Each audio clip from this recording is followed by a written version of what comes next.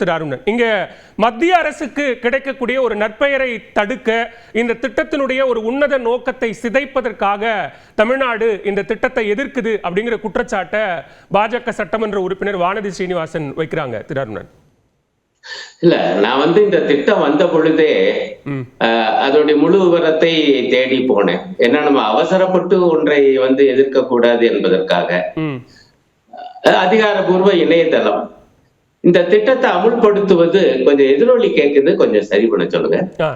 இந்த திட்டத்தை அமுல்படுத்துவது குறு சிறு நடுத்தர தொழில்துறை ஒன்றிய அரசுல அவங்களுடைய அதிகாரப்பூர்வ இணையதளம், அதுல வழிகாட்டல்கள் இருக்கு.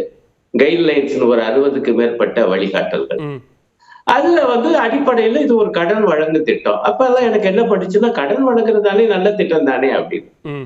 ஆனா உள்ள போனா இங்க திமுக நம்ம நண்பர் பத்திரிகையாளர் சொன்னது போல ட்ரெடிஷனல் ஃபேமிலி அப்படிங்கிற வார்த்தை, பாரம்பரியமான குடும்ப தொழிலாக அது இருக்கணும். ஜாதிங்கிற வார்த்தை இல்லை, எங்கேயும் இல்லை. ஆச்சாரியா சொல்லுவது சரிதான், நான் அதை மறுக்கல. ஆனா நடைமுறையில பாரம்பரிய குடும்ப தொழில்னா என்னங்கய்யா? அது யாராக சேரும்? நான் ஜாதிக்குள்ளேயே போலங்கய்யா.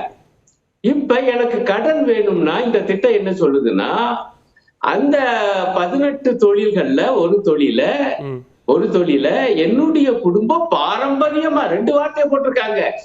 இப்பதான் எங்க அப்பா ஆரம்பிச்சாருன்னா வெறும் ஃபேமிலின்னு கூட பரவாயில்ல, ட்ரெடிஷனல் ஃபேமிலி, பாரம்பரியமா அப்படின்னா எங்க அப்பா மட்டுமில்ல, என் தாத்தா பாட்டன் பூட்டன் எல்லாரும் செஞ்சுட்டு வரணும். இப்படித்தான் செஞ்சுக்கிட்டு வர்றாங்கன்னு சொல்லி கிராம அதிகாரி என்கிட்ட போய் நான் சர்டிபிகேட் வாங்கணுங்கய்யா, அடுத்ததுல இருக்குங்கய்யா. அப்பதான் நமக்கு என்ன சிக்கல் வருதுன்னா, இப்ப ஒரு பிள்ளை ரொம்ப அருமையா பேசினாரு, உணர்வுபூர்வமா அவரு.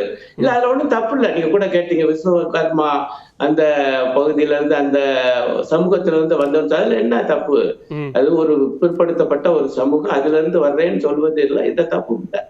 ஆனா என்னுடைய கவலை பாருங்க, நீங்க அந்த தொழில அவங்கதான் செய்யணுங்கிற மாதிரி இது ஆகுது.